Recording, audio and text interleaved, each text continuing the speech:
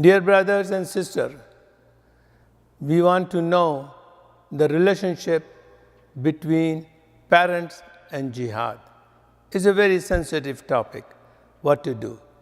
The same concept and the same question was asked by Abdullah bin Amir, a companion of the Prophet, and he asked Prophet ﷺ, shall I participate in jihad? Prophet ﷺ said, are your parents living? The man said, yes. The Prophet said, no, do jihad for their benefit.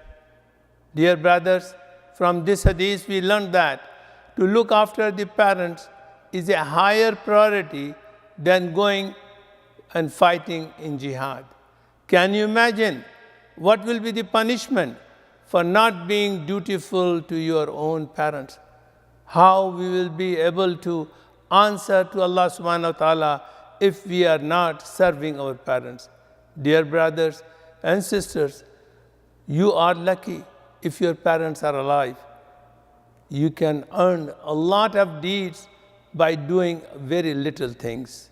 May Allah guide us to fulfill our duties to our parents. Thank you. Allahumma salli ala Sayyidina Muhammadin wa